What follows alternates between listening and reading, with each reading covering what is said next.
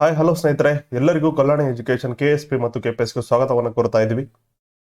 ಇವತ್ತು ನಾವು ಈ ಒಂದು ವಿಡಿಯೋದಲ್ಲಿ ನಿಮಗೆ ಮೇ ತಿಂಗಳ ಸ್ಪರ್ಧಾ ವಿಜೇತ ಮ್ಯಾಗಜಿನ್ ಮೇ ತಿಂಗಳ MCQ ಸೀರೀಸ್ ನಾವು ಮಾಡ್ತಾ ಬಂದಿದ್ವಿ. ಪ್ರೀವಿಯಸ್ ಏನಾಗುತ್ತಪ್ಪ ಅಂದ್ರೆ ಒಂದು ಕ್ವಶನ್ ಲಿಂದ ಹಿಡಿದು ನಿಮ್ಗೆ 50 ಕ್ವಶನ್ ವರೆಗೆ ಸಂಪೂರ್ಣ MCQ ಮೂಲಕ ಅಂದ್ರೆ ಮಲ್ಟಿಪಲ್ ಚಾಯ್ಸ್ ಕ್ವಶನ್ಸ್ ಮೂಲಕ ಏನಾಗುತ್ತಪ್ಪ ಅಂದ್ರೆ ನಿಮ್ಗೆ ಈ ಒಂದು ಕರೆಂಟ್ ಅಫೇರ್ಸ್ ಅನ್ನ ತಿಳಿಸ್ಕೊಟ್ಟಿದ್ವಿ. ಹಾಗೆ ಈ ಒಂದು ವಿಡಿಯೋದಲ್ಲಿ ಏನಪ್ಪ ಅಂದ್ರೆ ಅದರ ಒಂದು ಮುಂದುವರೆದ ಭಾಗವಾದಂತಹ 51ನೇ ಕ್ವಶನ್ ನಿಂದ 91ನೇ ಕ್ವಶನ್ ವರೆಗೆ ಒಟ್ಟು 40 ಕ್ವಶನ್ಸ್ ಗಳನ್ನ ಒಟ್ಟಾರೆಯಾಗಿ 41 ಕ್ವಶನ್ಸ್ ಗಳನ್ನ ಈ ಒಂದು MCQ ಸೀರೀಸ್ ವಿಡಿಯೋದಲ್ಲಿ ನಾವು ನಿಮ್ಗೆ ತಿಳಿಸ್ತಾ ಹೋಗ್ತೀವಿ. ಹಾಗೆ ನೀವೇನಪ್ಪಾ ಅಂತಂದ್ರೆ ಈ ಒಂದು ಕ್ವಿಜ್ ಅನ್ನು ಅಟೆಂಡ್ ಮಾಡೋಕ್ಕಿಂತ ಮೊದಲು ಈ ಒಂದು ಸ್ಪರ್ಧಾ ವಿಜೇತ ಮ್ಯಾಗಜಿನ್ ಏನಾದರೂ ಓದಿದ್ರಪ್ಪ ಅಂತಂದ್ರೆ ಇಲ್ಲಿ ನಿಮ್ಗೆ ಟೆಸ್ಟ್ ಸರ ನೀವಿಲ್ಲಿ ಟ್ರೈ ಮಾಡಬಹುದು. ಹಾಗಾದ್ರೆ ಸಮಯವನ್ನು ವ್ಯರ್ಥ ಮಾಡದೆ ಈ ಒಂದು MCQ ಸೀರೀಸ್ ಅನ್ನ ನೋಡ್ತಾ ಹೋಗೋಣ. ಹಲವಾರು ವಿಷಯಗಳು ಈ ಒಂದು ಸ್ಪರ್ಧಾ ವಿಜೇತ ಮ್ಯಾಗಜಿನ್ ನಲ್ಲಿ ಇರುತ್ತೆ. ಹಾಗೆ ನೀವು ಕೂಡ ಏನಾಗತ್ತಪ್ಪ ಅಂದ್ರೆ ಒಂದಲ್ಲ ಅಂತೇಳಿ 2 ಬಾರಿ ಕೂಡ ಈ ಒಂದು ಮ್ಯಾಗಜಿನ್ ಅನ್ನ ಓದಿರ್ತೀರ, ಹಾಗೂ ಹಲವಾರು ಒಂದು ಕರೆಂಟ್ ಅಫೇರ್ಸ್ ಅನ್ನ ಕೂಡ ವಿಡಿಯೋಗಳನ್ನ ನೋಡಿರ್ತಾರೆ. ಹಾಗಾಗಿ ಅದರ ಒಂದು ಕಂಪ್ಲೀಟ್ ರಿವಿಷನ್ ಈ ಒಂದು ಸೀರೀಸ್ ಅಲ್ಲಿ ನಿಮ್ಗೆ ಸಿಗುತ್ತೆ. ಹಾಗೂ ಮುಂಬರಲಿರುವ ಈ ಒಂದು KPTCL ಎಕ್ಸಾಮ್ ಆಗಿರ್ಬೋದು ಹಾಗೂ PSI ಎಕ್ಸಾಮ್ ಆಗಿರ್ಬೋದು ಅದಕ್ಕೆ ಏನಾಗತ್ತಪ್ಪ ಅಂದ್ರೆ ಇದು ಯೂಸ್ ಆಗಲಿದೆ ನೋಡ್ರಿ.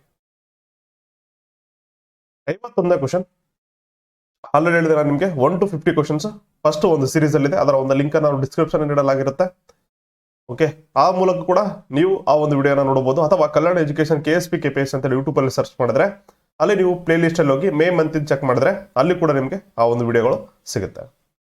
ಮೊದಲನೇ ಕ್ವಶನ್, ಭಾರತದಲ್ಲಿ ಮೊದಲ ಒಂದು ಸಂಚಾರಿ ಪಶು ಚಿಕಿತ್ಸಾಲಯ ಪ್ರಾರಂಭಿಸಿದ ರಾಜ್ಯ ಯಾವುದು? ಕರ್ನಾಟಕ, ಮಹಾರಾಷ್ಟ್ರ, ತೆಲಂಗಾಣ ಮತ್ತು ತಮಿಳುನಾಡು. 4 ರಾಜ್ಯಗಳ ಹೆಸರನ್ನು ನೀಡಿದೆ. ಸೇಮ್ ಆಸ್ ಇಟ್ ಈಸ್ ನೀವು ಪೊಲೀಸ್ ಕಾನ್ಸ್ಟೇಬಲ್ KPTCL ಎಕ್ಸಾಮ್ ಬರೀಬೇಕಾದ್ರೆ ಯಾವ ರೀತಿ ಒಂದು ಆಪ್ಷನ್ಸ್ ಅನ್ನ ಕ್ರಿಯೇಟ್ ಮಾಡಿರ್ತಾರೋ ಅದೇ ರೀತಿಯಾಗಿ ಕ್ವಶನ್ಸ್ ಅನ್ನ ಕ್ರಿಯೇಟ್ ಮಾಡಲಾಗಿದೆ. ಭಾರತದಲ್ಲಿ ಮೊದಲ ಒಂದು ಸಂಚಾರಿ ಒಂದು ಪಶು ಚಿಕಿತ್ಸಾಲಯವನ್ನ ಪ್ರಾರಂಭಿಸಿದ ರಾಜ್ಯ ಯಾವ್ದಪ್ಪ? ಅಂದ್ರೆ ಅದು ಕರ್ನಾಟಕ ರಾಜ್ಯ ಈ ಒಂದು ಮೊಟ್ಟ ಮೊದಲ ಒಂದು ಪಶು ಚಿಕಿತ್ಸಾಲಯವನ್ನ ಪ್ರಾರಂಭ ಮಾಡುತ್ತೆ. ಅದು ಸಂಚಾರಿ ಪಶು ಚಿಕಿತ್ಸಾಲಯವನ್ನ ಪ್ರಾರಂಭಿಸಿದ ರಾಜ್ಯವಾಗಿ ಕರ್ನಾಟಕ ಹೊರಹೊಮ್ಮುತ್ತೆ. ಕಾಶಿ ಯಾತ್ರೆ ಪ್ರವಾಸ ಯೋಜನೆಗೆ ಕರ್ನಾಟಕ ರಾಜ್ಯ ಸರ್ಕಾರದ ಧನ ಸಹಾಯ ಎಷ್ಟು ಅಂತ ಕೇಳಿದ್ರೆ, ಇತ್ತೀಚೆಗೆ ಕರ್ನಾಟಕ ರಾಜ್ಯ ಸರ್ಕಾರ ನಿಧಿಯಲ್ಲ ಕಾಶಿ ಯಾತ್ರೆಗೆ ಒಂದು ಕಾಶಿ ಯಾತ್ರೆ ಪ್ರವಾಸಕ್ಕೆ ಕೆಲವಷ್ಟು ಒಂದು ಹಣವನ್ನ ಧನ ಸಹಾಯವಾಗಿ ನೀಡ್ತಾ ಇದೆ. ಹಾಗಾದ್ರೆ ಅದು ಎಷ್ಟು ನೀಡ್ತಾ ಇದೆ? 11,000 ರೂಪಾಯಿ, 10,000 ರೂಪಾಯಿ, 6,000 ರು, ಮತ್ತೆ 5,000 ರು. 4 ಆಪ್ಷನ್ ಇದೆ. ಇಲ್ಲಿ ಸರಿಯಾದ ಉತ್ತರ ಯಾವ್ದಪ್ಪ ಅಂತಂದ್ರೆ ಅದು 5,000 ರು ಏನಾಗತ್ತಪ್ಪ ಅಂದ್ರೆ ಕಾಶಿ ಯಾತ್ರೆಗಾಗಿ ಈ ಒಂದು ಕರ್ನಾಟಕ ರಾಜ್ಯ ಸರ್ಕಾರ ಧನ ಸಹಾಯವನ್ನ ನೀಡ್ತಾ ಇದೆ.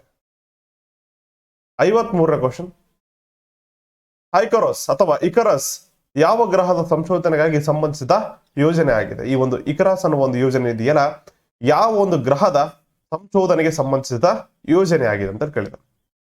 ಮಂಗಳ ಗ್ರಹ, ಶುಕ್ರ ಗ್ರಹ, ಗುರು ಗ್ರಹ ಮತ್ತು ಬುಧ ಗ್ರಹ. ಯಾವ ಗ್ರಹದಲ್ಲಪ್ಪ ಅಂತಂದ್ರೆ ಇದು ಶುಕ್ರ ಗ್ರಹಕ್ಕೆ ಸಂಬಂಧಿಸಿದ ಯೋಜನೆ ಆಗಿದೆ. ಓಕೆ, ಬುಧ, ಶುಕ್ರ, ಭೂಮಿ. ಓಕೆ, ಬುಧ, ಶುಕ್ರ, ನೆಕ್ಸ್ಟ್ ಏನಪ್ಪ ಅಂದ್ರೆ ಮಂಗಳ, ಗುರು, ಯುರೇನಸ್, ನೆಪ್ಚೂನ್. ಸಾಟರ್ನ್ ಅಂದ್ರೆ ಶನಿ ಗ್ರಹ, ಯುರೇನಸ್, ನೆಪ್ಚೂನ್. ಈ ರೀತಿಯಾಗಿ ಏನಪ್ಪ ಆರ್ಡರ್ ವೈಸ್ ಗ್ರಹಗಳಿದಾವೆ. ಮಂಗಳ ತರ ಏನಾಗತ್ತಪ್ಪ ಒಳ ಗ್ರಹಗಳಂತ ಕರಿತೀವಿ, ಗುರುಗ್ರಹ ಏನಪ್ಪ ಹೊರ ಗ್ರಹಗಳು ಅಂತ ಕರಿತೀವಿ. ಇವೆಲ್ಲವೂ ಏನಾಗತ್ತಪ್ಪ ಸಾಲಿಡ್ ಆಗಿದಾವೆ. ಇವೆಲ್ಲವೂ ಏನಾಗತ್ತಪ್ಪ ಅಂತಂದ್ರೆ ಈ ಒಂದು ಗ್ಯಾಸಿಯಸ್ ಫಾರ್ಮೇಶನ್ ಅಲ್ಲಿ ನಾವು ನೋಡುತ್ತೀವಿ. ಹಾಗೆ ಮಂಗಳ ಗ್ರಹ ಮತ್ತು ಗುರುಗ್ರಹದ ಮಧ್ಯದಲ್ಲಿ ನಾವು ಆಸ್ಟರಾಯ್ಡ್ ಬೆಲ್ಟ್ ಅನ್ನ ನೋಡುತ್ತೀವಿ. ಹಾಗೇನಪ್ಪ ಅಂತಂದ್ರೆ ಈ ಒಂದು ಬುಧ ಮತ್ತು ಶುಕ್ರದಲ್ಲಿ ಯಾವುದೇ ರೀತಿಯಾದಂತಹ ಉಪಗ್ರಹಗಳಿಲ್ಲ. ಹಾಗೆ ಶುಕ್ರ ಮತ್ತು ಯುರೇನಸ್ ಏನಿದೆಯಲ್ಲ ವಿರುದ್ಧವಾಗಿ ತಿರುಗುವಂತಹ ಗ್ರಹಗಳಾಗಿರ್ತವೆ. ಇಷ್ಟೇನಪ್ಪ ಅಂತಂದ್ರೆ ಈ ಒಂದು ಗ್ರಹಗಳ ಬಗ್ಗೆ ಸ್ವಲ್ಪ ಮಾಹಿತಿ ಆಯ್ತು. ಹೆಚ್ಚಿನ ಒಂದು ಮಾಹಿತಿ ಬೇಕಾಗಿತ್ತಪ್ಪ ಅಂತಂದ್ರೆ ನೀವು ಜಾಗ್ರಫಿ NCERT ಬುಕ್ಸ್ ಅನ್ನು ರೆಫರ್ ಮಾಡಬಹುದು, ಅಥವಾ ಸ್ಟೇಟ್ ಬುಕ್ಸ್ ಅನ್ನು ಕೂಡ ರೆಫರ್ ಮಾಡಬಹುದು, ಅಥವಾ ನೀವು ತಮಿಳುನಾಡು NCERT ಬುಕ್ಸ್ ಅನ್ನು ಕೂಡ ನೋಡಬಹುದು. ಆಸ್ ಮಚ್ ಆಸ್ ಪಾಸಿಬಲ್ ಏನಾಗತ್ತಪ್ಪ ಅಂದ್ರೆ ನೀವು ಈ ಒಂದು ಸ್ಟೇಟ್ ಅಥವಾ NCERT ಬುಕ್ಸ್ ಅನ್ನೇ ರೆಫರ್ ಮಾಡಿ.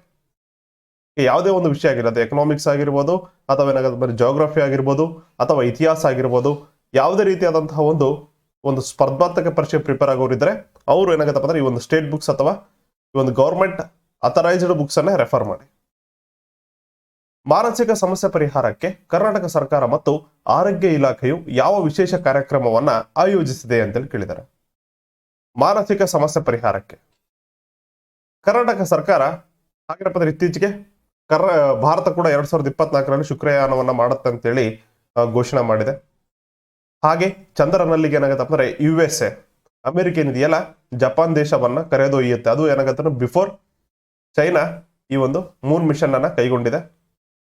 ಅದಕ್ಕಿಂತ ಮೊದಲು ಏನಾಗತ್ತಪ್ಪ USA ಜಪಾನ್ ಅನ್ನ ಈ ಒಂದು ಮೂನ್ ನಲ್ಲಿ ಕರ್ಕೊಂಡು ಹೋಗ್ತೀವಿ, ಲ್ಯಾಂಡ್ ಮಾಡ್ತೀವಿ ಅಂತೇಳಿ ಒಂದು ಒಪ್ಪಂದವನ್ನ ಮಾಡ್ಕೊಂಡಿದೆ ನೋಡ್ರಿ. ಕ್ವಶನ್ಗೆ ಬರೋಣ. ಇಲ್ಲ 54ನೇ question.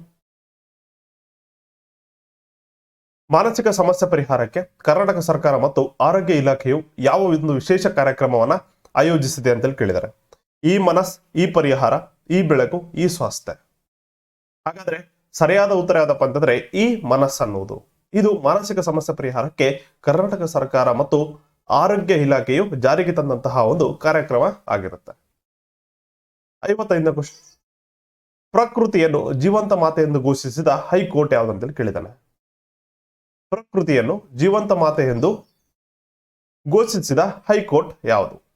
Allahabad high court, Karnataka high court, Madras high court ಮತ್ತೆ ಬಾಂಬೆ ಹೈಕೋರ್ಟ್. 4 ಹೈಕೋರ್ಟ್ಗಳಿದಾವೆ. ಅದರಲ್ಲಿ ಯಾವ ಹೈಕೋರ್ಟ್ ಏನಿದೆಯಲ್ಲ ಈ ಒಂದು ಪ್ರಕೃತಿಯನ್ನು ಜೀವಂತ ಮಾತೆ ಅಂತೇಳಿ ಘೋಷಣೆ ಮಾಡಿದ್ಯಪ್ಪ ಅಂದ್ರೆ ಮದ್ರಾಸ್ ಹೈಕೋರ್ಟ್ ಇದನ್ನ ಘೋಷಣೆ ಮಾಡುತ್ತೆ. Next, mount Everest 8848.8848.56 metre height ಇದೆ. ಹಾಗಾದ್ರೆ ಮೌಂಟ್ ಎವರೆಸ್ಟ್ ಅನ್ನು ಅತಿ ಹೆಚ್ಚು ಬಾರಿ ಅಂದ್ರೆ ಇದು ಎಲ್ಲಿದೆಪ್ಪ ಅಂತಂದ್ರೆ ನೇಪಾಳದಲ್ಲಿದೆ ನೋಡ್ರಿ.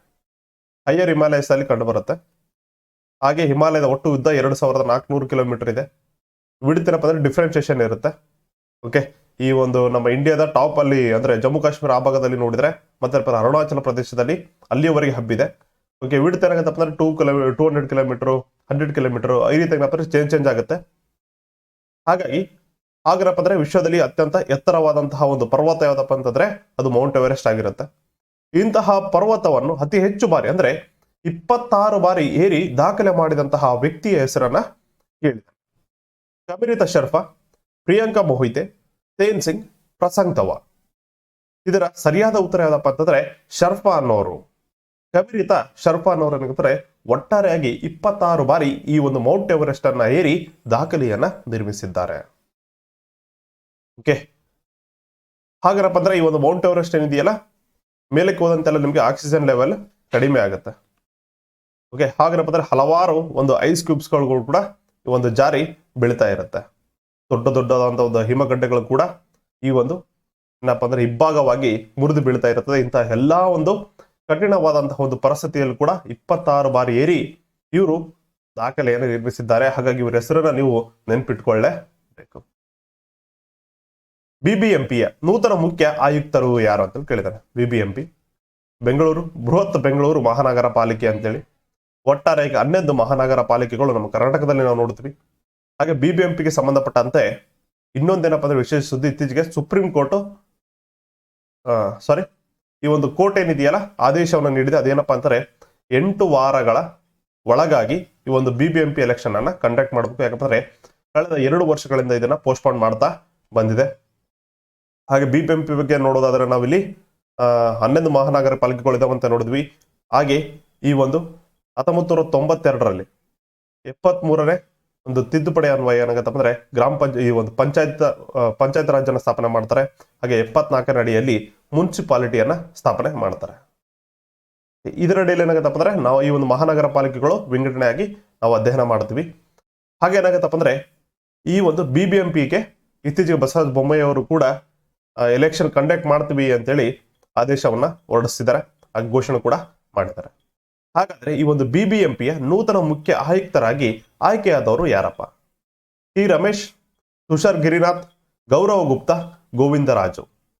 ಸರಿಯಾದ ಉತ್ತರ ಯಾವ್ದಪ್ಪ ಅಂದ್ರೆ ತುಷಾರ್ ಗಿರಿನಾಥ್ ಅವರು ಇತ್ತೀಚೆಗೆ ಬಿಬಿಎಂಪಿಯ ಮುಖ್ಯ ಆಯುಕ್ತರಾಗಿ ನೇಮಕ ಆಗಿದ್ದಾರೆ. 58ನೇ ಕ್ವಶನ್. ಹರಪ್ಪ ನಾಗರಿಕತೆ ಕಾಲದ ಮಹಿಳೆಯರ ಅಸ್ಥಿಪಂಜರಗಳು ಇತ್ತೀಚೆಗೆ ಎಲ್ಲಿ ದೊರೆತಿವೆ? ಈ ಒಂದು ಹರಪ್ಪ ನಾಗರಿಕತೆ ಸಂಬಂಧಪಟ್ಟಿರೋದು ಕ್ರಿಸ್ತಪೂರ್ವ 15,000ರಲ್ಲಿ ಹೋಗುತ್ತೆ. ಹಾಗೆ ಈ ಒಂದು ಹರಪ್ಪ ನಾಗರಿಕತೆ ಏನಿದೆಯಲ್ಲ, ಅಥವಾ ಇದನ್ನ ಇನ್ನೊಂದು ಕರಿತೀರಿ ಸಿಂಧೂ ನಾಗರಿಕತೆ ಅಂತೇಳಿ ಕೂಡ ನಾವು ಕರಿತೀವಿ. ಈ ಒಂದು ಸಿಂಧು ನಾಗರಿಕತೆಗೆ ಸಂಬಂಧಪಟ್ಟಂತಹ ಹಲವು ನಿವೇಶನಗಳು ನಾವು ಭಾರತದಲ್ಲಿ ಕೂಡ ನೋಡ್ತೀವಿ, ಹಾಗೇನಪ್ಪ ಅಂದ್ರೆ ಪಾಕಿಸ್ತಾನದಲ್ಲಿ ಕೂಡ ನಾವು ನೋಡ್ತೀವಿ. ಬಟ್ ಈ ಒಂದು ಹರಪ್ಪ ಏನಿದೆಯಲ್ಲ, ಈ ಒಂದು ಹರಪ್ಪನಲ್ಲಿ ಕಂಡು ಬರುವುದು ಪ್ರೆಸೆಂಟ್ಗೆ ಪಾಕಿಸ್ತಾನದಲ್ಲಿ ಕಂಡು ಬರುತ್ತೆ. ಆಗ ಸಿಂಧು ಮೊಹೆಂಜೋದಾರೋ ಕೂಡ ಈ ಒಂದು ಪಾಕಿಸ್ತಾನದಲ್ಲೇ ಕಂಡು ಬರುತ್ತೆ. ಅಂತಹ ಒಂದು ಹರಪ್ಪ ನಾಗರಿಕತೆಗೆ ಸಂಬಂಧಪಟ್ಟಂತಹ ಒಂದು ಮಹಿಳೆಯರ ಅಸ್ಥಿ ಪಂಜರಗಳು ಇತ್ತೀಚೆಗೆ ಒಂದಲ್ಲಿ ದೊರೆಯುತ್ತವೆ. ಹಾಗಾದ್ರೆ ಇತ್ತೀಚೆಗೆ ಈ ಒಂದು ಮಹಿಳೆಯರ ಅಸ್ಥಿ ಪಂಜರಗಳು ದೊರೆತಂತಹ ಸ್ಥಳ ಯಾವುದಪ್ಪ? ಕಾಲಿಬಂಗನ್ ಅದು ಭಾರತದಲ್ಲಿಯೇ ದೊರೆತಿದೆಯೋ ಅಥವಾ ಪಾಕಿಸ್ತಾನದಲ್ಲಿ ದೊರೆತಿದೆಯೋ? ಕಾಲಿಬಂಗನ್, ಧೋಲವೀರ, ಮೊಹೆಂಜೋದಾರೋ, ರಾಕಿ ಗಡಿ ಇವೆಲ್ಲವೂ ಏನಾಗತ್ತಪ್ಪ ಹರಪ್ಪ ನಾಗರಿಕತೆಗೆ ಸಂಬಂಧಪಟ್ಟಂತಹ ಒಂದು ನಗರಗಳಾಗಿರುತ್ತವೆ. ಹಾಗಾದ್ರೆ ಅಸ್ಥಿ ಪಂಜರಗಳು ಎಲ್ಲಿ ದೊರೀತಾವಪ್ಪ ಅಂತಂದ್ರೆ ಅದು ರಾಕಿ ಗಡಿಯಲ್ಲಿ ದೊರೆಯುತ್ತೆ. ಹರಿಯಾಣದ ರಾಕಿ ಗಡಿಯಲ್ಲಿ ಈ ಒಂದು ಹರಪ್ಪ ನಾಗರಿಕತೆಗೆ ಸಂಬಂಧಪಟ್ಟಂತಹ ಮಹಿಳೆಯರ ಅಸ್ಥಿ ಪಂಜರಗಳು ದೊರೀತವೆ. ಹಾಗೆ ಒಂದು ಹರಪ್ಪ ನಾಗರಿಕತೆಗೆ ಸಂಬಂಧಪಟ್ಟಂತಹ NCERT ಬೇಸ್ಡ್ ಹಾಗೂ ತಮಿಳುನಾಡು NCERT ಮತ್ತು ಸ್ಟೇಟ್ ಬುಕ್ಸ್ ಅನ್ನ ರೆಫರ್ಸ್ ಮಾಡಿ ವಿಡಿಯೋವನ್ನು ಕೂಡ ನಾವು ಮಾಡಿದ್ವಿ. ಅದರ ಒಂದು ಕಂಪ್ಲೀಟ್ ಪ್ಲೇ ಲಿಸ್ಟ್ ಲಿಂಕ್ ಅನ್ನ ನಾವು ಡಿಸ್ಕ್ರಿಪ್ಷನ್ ಅಲ್ಲಿ ಇಟ್ಟಿರ್ತೀವಿ ನೋಡ್ರಿ, ಅದನ್ನ ನೀವು ರೆಫರ್ ಮಾಡಬಹುದು. ಧನುಷ್ ಶ್ರೀಕಾಂತ್ ಮತ್ತು ಪ್ರಿಯೂಷ್ ದೇಶ್ಮುಖ್ ಯಾವ ಕ್ರೀಡೆಗೆ ಸಂಬಂಧಿಸಿದ್ದಾರೆ? ಶೂಟಿಂಗ್, ಬ್ಯಾಡ್ಮಿಂಟನ್, ಟೆನ್ನಿಸ್, ಹಾಕಿ. ನೇರವಾದಂತಹ ಒಂದು ಕ್ವಶನ್ ಆಗಿರುತ್ತೆ. ಇವರು ಶೂಟಿಂಗ್ಗೆ ಸಂಬಂಧವನ್ನ ಪಟ್ಟಿದ್ದಾರೆ. 60ನೇ ಕ್ವಶನ್, ಇತ್ತೀಚೆಗೆ ಸುದ್ದಿಯಲ್ಲಿದ್ದ ಭಾರತೀಯ ದಂಡ ಸಂಹಿತೆ IPC ಸೆಕ್ಷನ್ 124A ಏನಿದೆಯಲ್ಲ, ಇದು ಯಾವುದಕ್ಕೆ ಸಂಬಂಧಪಟ್ಟಿದೆಯಪ್ಪ ಅಂದ್ರೆ ಇದು ಸೆಡಿಷನ್ ಲಾ ಆಗಿರುತ್ತೆ. ಇದೊಂದು ದೇಶದ್ರೋಹಕ್ಕೆ ಸಂಬಂಧಪಟ್ಟಂತಹ ಲಾ ಆಗಿರುತ್ತೆ.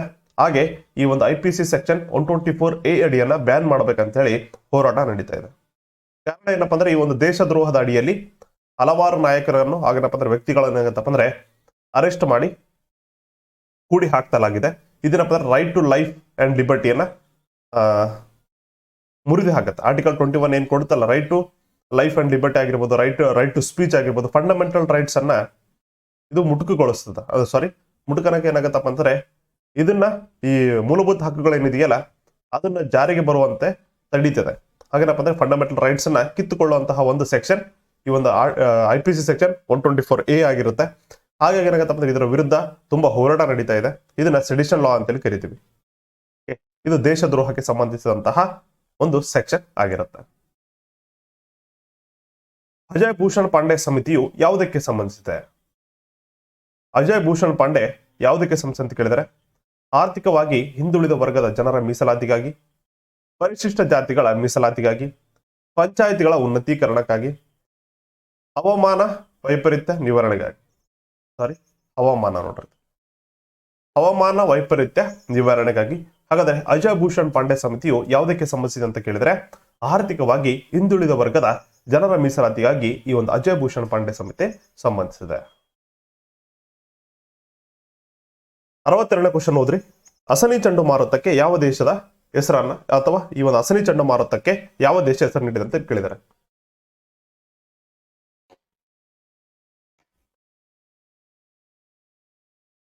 ಈ ಒಂದು ಅಸನಿ ಚಂಡಮಾರುತಕ್ಕೆ ಏನಿದೆಯಲ್ಲ, ಶ್ರೀಲಂಕಾ ಈ ಒಂದು ಅಸನಿ ಎನ್ನುವ ಒಂದು ಹೆಸರನ್ನ ಸೂಚಿಸಿರುತ್ತೆ.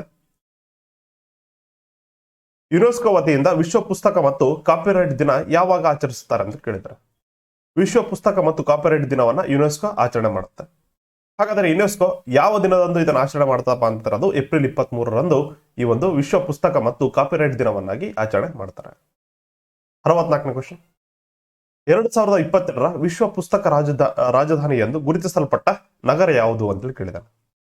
ಇದು ಮೆಕ್ಸಿಕೋದ ಗುಡಲಜಾರ ಅಂತೇಳಿ. ಮೆಕ್ಸಿಕೋದ ಗುಡಲಜಾರವನ್ನ 2022ರ ವಿಶ್ವ ಪುಸ್ತಕ ರಾಜಧಾನಿ ಎಂದು ಗುರುತಿಸಲ್ಪಟ್ಟಿದೆ.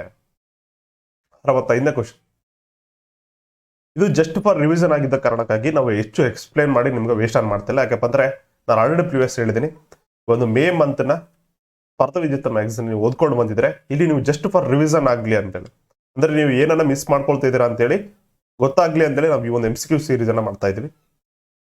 ಜಾಗತಿಕ ಹಣಕಾಸು ಸಹಕಾರ ಸಂಸ್ಥೆಯಾದ ಸ್ವಿಫ್ಟ್ ಯಾವ ದೇಶದಲ್ಲಿದೆ ಅಂತೇಳಿ ಕೇಳಿದ್ದಾರೆ. ಸ್ವಿಫ್ಟ್ ಅನ್ನುವ ಸಂಸ್ಥೆ ಯಾವ ದೇಶದಲ್ಲಿ ನೆಲೆಗೊಂಡಿದೆ ಅಂತಂದ್ರೆ ಅದು ಬೆಲ್ಜಿಯಂದಲ್ಲಿ ನೆಲೆಗೊಂಡಿದೆ. 66ನೇದು, ಪ್ರತಿ ತಿಂಗಳು ಗೃಹ ಬಳಕೆಗೆ 300 ಯೂನಿಟ್ ಉಚಿತ ಒಂದು ವಿದ್ಯುತ್ ಅನ್ನ ಘೋಷಿಸಿದ ರಾಜ್ಯ ಯಾವುದು ಅಂತ ಕೇಳಿದ್ದಾರೆ. ಪಂಜಾಬ್, ರಾಜಸ್ಥಾನ್, ಗುಜರಾತ್, ಉತ್ತರ ಪ್ರದೇಶ.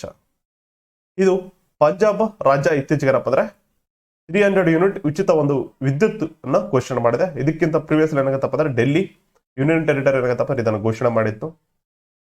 ಹಾಗೆ ನವದೆಹಲಿಯ ಲೆಫ್ಟಿನೆಂಟ್ ಗವರ್ನರ್ ಚೇಂಜ್ ಆಗಿದ್ದಾರೆ ನೋಡ್ರಿ. ಮುಂದೆ ಅದರ ಬಗ್ಗೆ ನಾವು ನೋಡೋಣ ಅಂತ. ಭಾರತದ ಸುಪ್ರೀಂ ಕೋರ್ಟ್ ನ್ಯಾಯಾಧೀಶರ ಸಂಖ್ಯೆ ಎಷ್ಟಿದೆಪ್ಪ ಅಂದ್ರೆ 33 + 1 34 ಇರ್ತಾರೆ. ಒಂದು ಚೀಫ್ ಜಸ್ಟಿಸ್ ಆಫ್ ಇಂಡಿಯಾ ಇರ್ತಾರೆ. ಚೀಫ್ ಜಸ್ಟಿಸ್ ಒಬ್ರು ಇರ್ತಾರೆ, ಉಳಿದಿರೋದಪ್ಪ ನ್ಯಾಯಾಧೀಶರು 33 ಇರ್ತಾರೆ. ಒಟ್ಟಾರೆಯಾಗಿ 34 ಜನ ಈ ಒಂದು ಸುಪ್ರೀಂ ಕೋರ್ಟ್ನ ನ್ಯಾಯಾಧೀಶರು ಇರ್ತಾರೆ. ಪ್ರಧಾನಮಂತ್ರಿಯವರ ಮಹತ್ವಾಕಾಂಕ್ಷೆಯ ಒಂದೇ ಭಾರತ್ ಹೈಸ್ಪೀಡ್ ರೈಲ್ ಗಾಲಿಗಳನ್ನು ಯಾವ ನಗರದಲ್ಲಿ ತಯಾರಿಸಲಾಗುತ್ತೆ? ಇದು ಬೆಂಗಳೂರಿನ ಯಲಹಂಕದಲ್ಲಿ ಮೊದಲನೇ ಏನಾಗತ್ತಪ್ಪ ಅಂದ್ರೆ ಈ ಒಂದು ಗಾಲಿಗಳ ಹಚ್ಚನ್ನ ಯಲಹಂಕದಲ್ಲಿ ತಯಾರಿಸಿತ್ತು. ಅದರ ಜೊತೆ ಏನಪ್ಪ ಅಂದ್ರೆ ಒಂದೇ ಭಾರತ್ ಹೈಸ್ಪೀಡ್ ರೈಲಿನ ಗಾಲಿಗಳನ್ನು ಕೂಡ ಈ ಒಂದು ಯಲಹಂಕದಲ್ಲಿಯೇ ತಯಾರು ಮಾಡಲಾಗ್ತಾ ಇದೆ. 70ನೇ ಕ್ವಶನ್. ಪ್ರಶ್ನೆಗಳು ಈಸಿ ಆಗಿದೆ ಅಂತ ಅನ್ಕೊಂತೀನಿ. ಹಾಗಾದ್ರೆ ನೀವೆಲ್ಲ ಅಟೆಂಡ್ ಮಾಡ್ತಾ ಇದೀರ ಅಂತ ಅನ್ಕೊಂಡಿರ್ತೀನಿ. 70ನೇ ಕ್ವಶನ್. ಪತ್ರಿಕೋದ್ಯಮ ಕ್ಷೇತ್ರದ ನೋಬೆಲ್ ಎಂದು ಯಾವ ಒಂದು ಪ್ರಶಸ್ತಿಯನ್ನ ಕರೀತಾರೆ? ಪುಲಿಟ್ಜರ್ ಪ್ರಶಸ್ತಿ, ಗ್ರಾಮಿ ಅಂತಂದ್ರೆ ಇದು ಮ್ಯೂಸಿಕ್ಗೆ ಸಂಬಂಧಪಟ್ಟಂಥದ್ದು, ವೈಟ್ಲೆ ಗೋಲ್ಡ್ ಪ್ರಶಸ್ತಿ, ಗಗನ್ ಪ್ರಶಸ್ತಿ. ಇದು ಪುಲಿಟ್ಜರ್ ಪ್ರಶಸ್ತಿ ಏನಾಗತ್ತಪ್ಪ ಅಂದ್ರೆ ಪತ್ರಿಕೋದ್ಯಮದ ನೋಬೆಲ್ ಪ್ರಶಸ್ತಿ ಅಂತ ಕರಿತೀವಿ. ವೈಟ್ ಗೋಲ್ಡ್ ಪ್ರಶಸ್ತಿ ಏನಿದೆಯಲ್ಲ ಇದು ಪರಿಸರಕ್ಕೆ ಸಂಬಂಧಪಟ್ಟಂತಹ ಒಂದು ಪ್ರಶಸ್ತಿ ಆಗಿರುತ್ತೆ. 71ನೇ ಕ್ವಶನ್. 2022ರ ಸಾಲಿನ ಪಿಂಕ್ ಲೇಡಿ ಫುಡ್ ಫೋಟೋಗ್ರಾಫರ್ ಪ್ರಶಸ್ತಿಗೆ ಯಾರು ಆಯ್ಕೆಯಾಗಿದ್ದಾರೆ ಅಂತ ಕೇಳಿದ್ದಾರೆ. ಡೇನಿಸ್ ಸಿದ್ದಿಕಿ, ದೇವದತ್ತ ಚಕ್ರವರ್ತಿ, ಅದ್ನಾನ್ ಹಬಿದಿ, ಅಮಿತ್ ದೇವಿ. ಇದು ದೇವದತ್ತ ಚಕ್ರವರ್ತಿ ಅನ್ನೋರು ಈ ಒಂದು 2022ರ ಸಾಲಿನ ಪಿಂಕ್ ಲೇಡಿ ಫುಡ್ ಫೋಟೋಗ್ರಾಫರ್ ಪ್ರಶಸ್ತಿಗೆ ಆಯ್ಕೆಯಾಗಿದ್ದಾರೆ. ಲತಾ ದಿನನಾಡ ಮಂಗೇಶ್ಕರ್ ಪ್ರಶಸ್ತಿಯನ್ನು ಮೊದಲ ಸಲ ಯಾರಿಗೆ ನೀಡಲಾಗಿದೆ ಅಂತ ಕೇಳಿದ್ದಾರೆ. ಲತಾ ದಿನನಾಡ ಮಂಗೇಶ್ಕರ್ ಅಥವಾ ಲತಾ ಮಂಗೇಶ್ಕರ್ ಅವರ ಪ್ರಶಸ್ತಿಯನ್ನ ಯಾರಿಗೆ ನೀಡಲಾಗಿದೆಯಪ್ಪ ಅಂತಂದ್ರೆ ಅದು ನರೇಂದ್ರ ಮೋದಿಗೆ ನೀಡಿ ಗೌರವಿಸಲಾಗಿದೆ ನೋಡಿ. 2022ರ ವಾಸ್ತುಶಿಲ್ಪದ ಅಥವಾ ವಾಸ್ತುಶಿಲ್ಪ ಕ್ಷೇತ್ರದ ರಾಯಲ್ ಗೋಲ್ಡ್ ಮೆಡಲ್ ಪ್ರಶಸ್ತಿಯನ್ನು ಯಾರಿಗೆ ನೀಡಲಾಗಿದೆ? ಡ್ಯಾನಿಸ್ ಸಿದ್ದಿಕಿ, ಪಿ ನಾರಾಯಣ ಕುಮಾರ್, ಬಾಲಕೃಷ್ಣ ವಿಠಲದಾಸ್, ಶ್ಯಾಮಲ್ ದಾಸ್ ಯಾದವ್ ಅಂತೇಳಿ 4 ಆಪ್ಷನ್ ನೀಡಲಾಗಿದೆ. ಇಲ್ಲಿ ಸರಿಯಾದ ಉತ್ತರ ಯಾವ್ದಪ್ಪ ಅಂತಂದ್ರೆ ಇದು ಸಿ ಆಪ್ಷನ್ ಸರಿಯಾದ ಉತ್ತರ ಆಗಿರುತ್ತೆ ನೋಡ್ರಿ. ಬಾಲಕೃಷ್ಣ ವಿಠಲ ದೋಷಿ ಅನ್ನೋರು, ಇವರು ದಾಸ್ ಅಲ್ಲ, ಬಾಲಕೃಷ್ಣ ವಿಠಲ ದೋಷಿ ಅನ್ನೋರು ಈ ಒಂದು ರಾಯಲ್ ಗೋಲ್ಡ್ ಮೆಡಲ್ ಪ್ರಶಸ್ತಿಯನ್ನ ಪಡೆದುಕೊಂಡಿರ್ತಾರೆ. ಇದು ವಾಸ್ತುಶಿಲ್ಪದ ಕ್ಷೇತ್ರಕ್ಕೆ ಸಂಬಂಧಿಸಿದಂತಹ ಒಂದು ಪ್ರಶಸ್ತಿ ಆಗಿರುತ್ತೆ. ಕರ್ನಾಟಕ ರಾಜ್ಯ ಮೃಗಾಲಯ ಪ್ರಾಧಿಕಾರದ ರಾಯಭಾರಿಯಾಗಿ ಯಾರನ್ನು ನೇಮಕ ಮಾಡಲಾಗಿದೆ ಅಂತ ಕೇಳಿದ್ದಾರೆ. ಯಾರನ್ನಪ್ಪ ಇದಂತೂ ಎಲ್ಲರಿಗೂ ಗೊತ್ತಿರುತ್ತೆ. ದರ್ಶನ್ ತೂಗುದೀಪ ಅವರನ್ನ ಈ ಒಂದು ಕರ್ನಾಟಕ ರಾಜ್ಯ ಮೃಗಾಲಯ ಪ್ರಾಧಿಕಾರದ ರಾಯಭಾರಿಯಾಗಿ ನೇಮಕ ಮಾಡಲಾಗಿರುತ್ತೆ. 2022ರ ವಿಶ್ವ ಆಹಾರ ಪ್ರಶಸ್ತಿಗೆ ಯಾರನ್ನ ಆಯ್ಕೆ ಆಗಿದ್ದಾರೆ ಅಂತ ಕೇಳಿದ್ದಾರೆ. ಶಕುಂತಲಾ ಹೆಚ್, ಸಿಂಥಿಯಾ ರೋಸನ್ ವೇಕ್, MS ಸ್ವಾಮಿನಾಥನ್, ಜೈಶಂಕರ್. ಯಾರಪ್ಪ ಅಂದ್ರೆ ಸಿಂಥಿಯಾ ರೋಸನ್ ವೇಕ್ ಅನ್ನೋರು 2022ರ ವಿಶ್ವ ಆಹಾರ ಪ್ರಶಸ್ತಿಗೆ ಆಯ್ಕೆ ಆಗಿರ್ತಾರೆ. ಪ್ರೀವಿಯಸ್ ಏನಪ್ಪ ಶಕುಂತಲಾ ಹೆಚ್ ಅನ್ನೋರು ಆಯ್ಕೆಯಾಗಿದ್ರು. ಹಾವೇರಿಯಲ್ಲಿ ನಡೆಯುವ 86ನೇ ಅಖಿಲ ಭಾರತ ಕನ್ನಡ ಸಾಹಿತ್ಯ ಸಮ್ಮೇಳನದ ಅಧ್ಯಕ್ಷರಪ್ಪ ಅಂದ್ರೆ ಇದು ಬಹಳ ದಿನದಿಂದ ಪೋಸ್ಟ್ಪೋನ್ ಆಗ್ತಾ ಬಂದಿದೆ. ಇದರ ಒಂದು ಅಧ್ಯಕ್ಷತೆಯನ್ನು ಯಾರು ವಹಿಸಿಕೊಂಡಿದ್ದಾರಪ್ಪ ಅಂದ್ರೆ ಅದು ದೊಡ್ಡ ರಂಗೇಗೌಡ ಅವರು ವಹಿಸಿಕೊಂಡಿದ್ದಾರೆ. ಚಿತ್ರದುರ್ಗದ ಮುರುಘಮಠ ನೀಡುವ 2021ರ ಸಾಲಿನ ಬಸವಶ್ರೀ ಪ್ರಶಸ್ತಿಯನ್ನ ಯಾರಿಗೆ ನೀಡಲಾಗಿದೆಪ್ಪ ಅಂದ್ರೆ ಡಾಕ್ಟರ್ ಪುನೀತ್ ರಾಜ್ಕುಮಾರ್ ಅವರಿಗೆ ನೀಡಿ ಗೌರವಿಸಲಾಗ್ತಿದೆ ನೋಡ್ರಿ. ಮರಣೋತ್ತರವಾಗಿ ಇವರಿಗೆ ಚಿತ್ರದುರ್ಗ ಮುರುಘಮಠದ ಕಡೆಯಿಂದ ಬಸವಶ್ರೀ ಪ್ರಶಸ್ತಿಯನ್ನ ನೀಡಿ ಗೌರವಿಸಲಾಗಿದೆ. ಅವರ ಪತ್ನಿಯಾದಂತಹ ಅಶ್ವಿನಿ ಅವರು ಈ ಒಂದು ಪ್ರಶಸ್ತಿಯನ್ನ ಸ್ವೀಕಾರ ಮಾಡ್ತಾರೆ.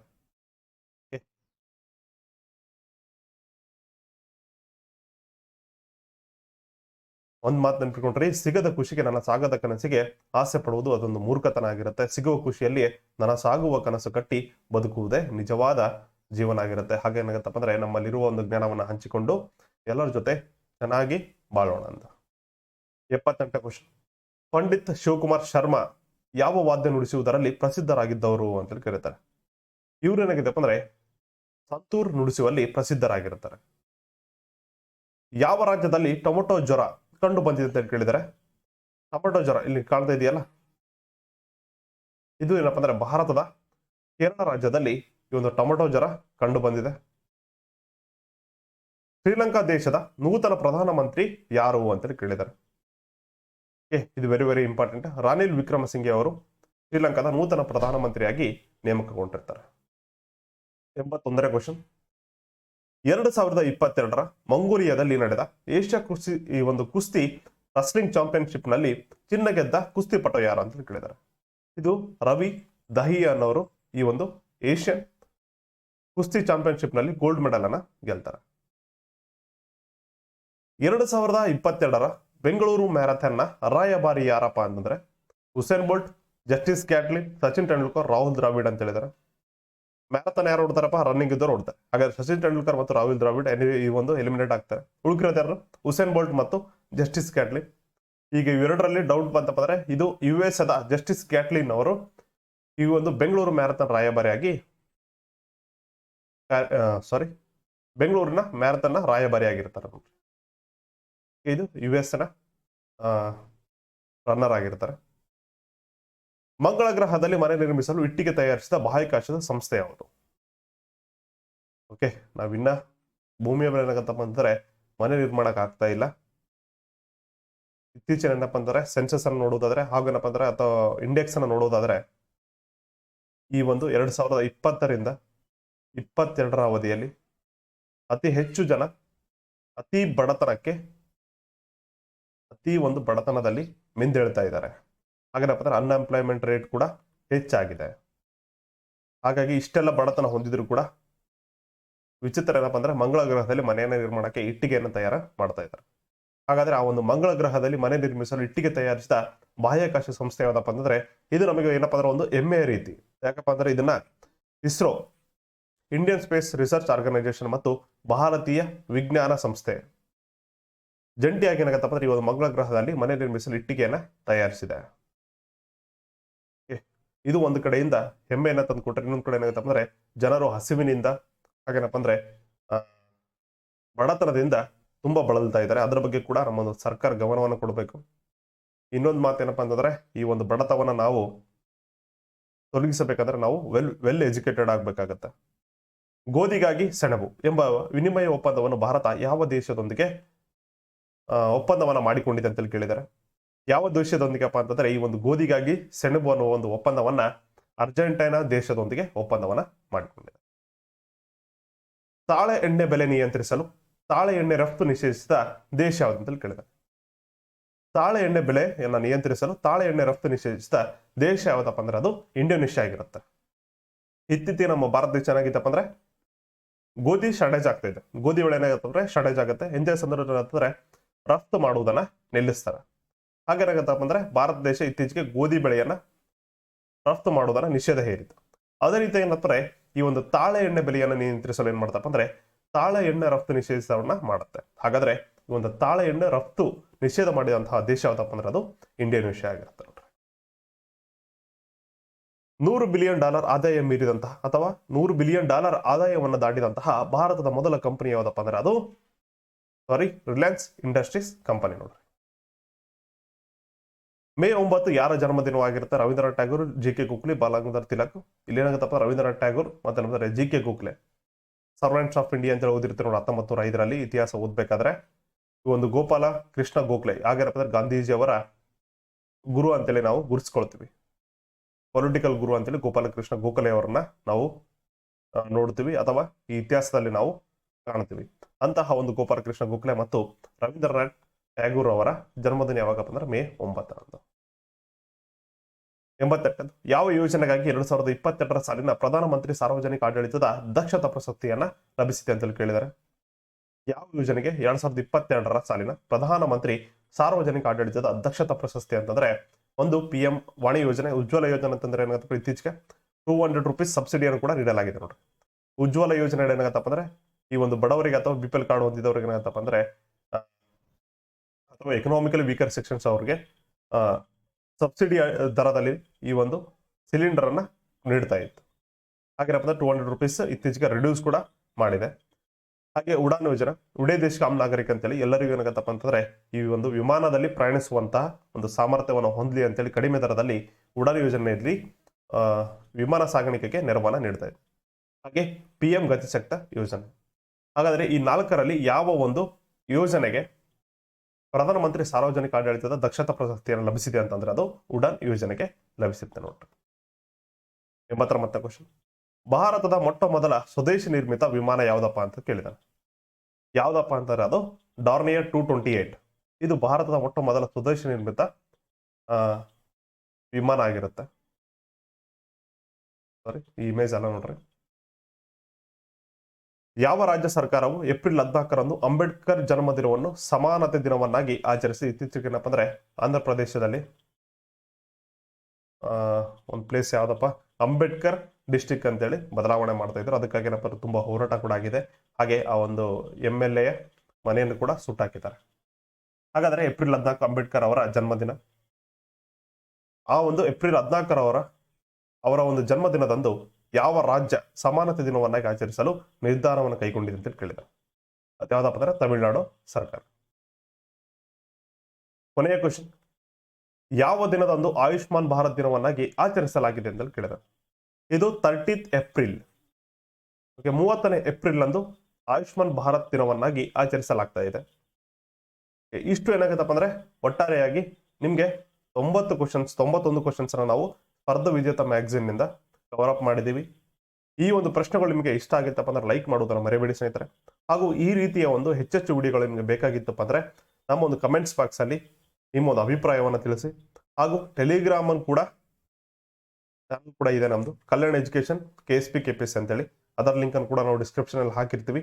ಹಾಗೂ ಈ ಎಲ್ಲ ಒಂದು PDF ಗಳನ್ನ ಹಾಗೂ ಏನಪ್ಪ ಅಂದ್ರೆ ಬೇರೆ ಬೇರೆ ಒಂದು ವಿಷಯದ ಒಂದು PDF ಗಳನ್ನ ನಾವು ಅಲ್ಲಿ ಶೇರ್ ಮಾಡಿರ್ತೀವಿ. ಅಲ್ಲಿ ನೀವು ಕೂಡ ಹೋಗಿ ಜಾಯ್ನ್ ಆಗ್ಬೋದು. APTSಗೆ ಸಂಬಂಧಪಟ್ಟಂತಹ ಇನ್ನೊಂದು 2 days ಅಲ್ಲಿ ನಾವು ಸೈನ್ಸ್ ಹಾಗೂ ಭಾರತದ ಸಂವಿಧಾನ ಹಾಗೂ ಅರ್ಥಶಾಸ್ತ್ರಕ್ಕೆ ಸಂಬಂಧಪಟ್ಟಂತಹ ಒಂದು MCQ ಸೀರೀಸ್ ಅನ್ನ ಸ್ಟಾರ್ಟ್ ಮಾಡ್ತಾ ಇದ್ದೀವಿ. ಓಕೆ, ನೀವು ಆಗೇನಪ್ಪ ಅಂದ್ರೆ ನಿಮ್ಮ ಸ್ನೇಹಿತರು ಯಾರಾದರೂ KPTSಗೆ ಪ್ರಿಪೇರ್ ಆಗೋರಿದ್ರೆ ಅವರಿಗೂ ಕೂಡ ನಮ್ಮೊಂದು ವಿಡಿಯೋದ ಲಿಂಕ್ ಅನ್ನ ಶೇರ್ ಮಾಡಿ. ಹಾಗೇನಪ್ಪ ಅಂದ್ರೆ ನಾವು ಪ್ರತಿಯೊಂದು ವಿಡಿಯೋದ ನೋಟಿಫಿಕೇಶನ್ಗಾಗಿ ಬೆಲ್ ಐಕನ್ ಒತ್ತುವುದನ್ನು ಮರೆಯಬೇಡಿ. Thank you very much. ಜೈ ಹಿಂದ್, ಜೈ ಕರ್ನಾಟಕ ಮಾತೆ.